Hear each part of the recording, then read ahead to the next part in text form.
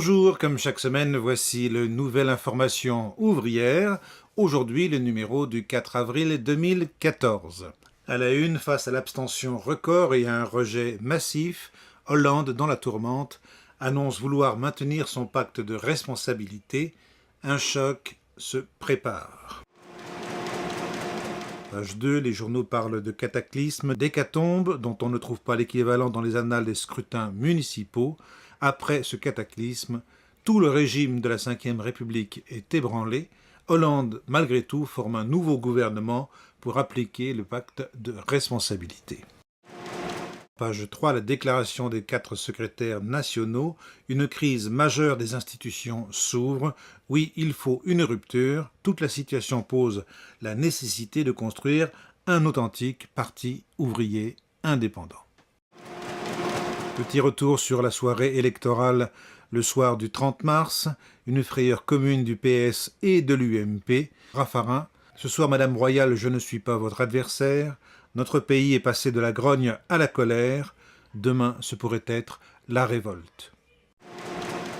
Actualité politique et sociale, page 6. Le projet de décret sur les statuts des professeurs des lycées et des collèges. La bataille pour le retrait est engagée. La lutte des classes ne s'est pas interrompue pendant les élections. Le chantier STX à Saint-Nazaire.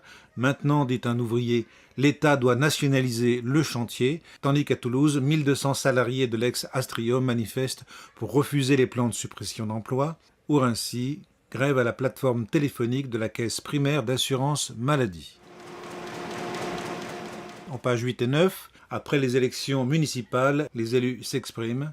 Un vote de classe s'est exprimé, explique Christelle Kayser, conseillère municipale POI. Au Mureau, tous rejettent la politique du gouvernement, déclare Jean Delarue, conseiller municipal POI. Tandis qu'à Maillac, dans l'Aude, nous allons poursuivre notre action de défense de la commune, indique Gérard Chivardet. Une situation en France qui n'est pas sans rappeler celle qui prévaut en Afrique du Sud, puisque, à la veille des élections générales du 7 mai, se développe une intense lutte de classe des travailleurs noirs. Algérie, la campagne officielle pour les élections présidentielles a débuté, un meeting de Louisa Hanoun.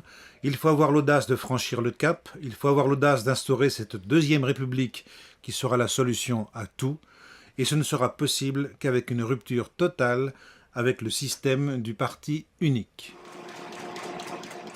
L'hommage au premier soulèvement de masse du prolétariat français il y a 2 siècles, les insurrections ouvrières de Lyon et la révolte des Canuts, 1831-1834.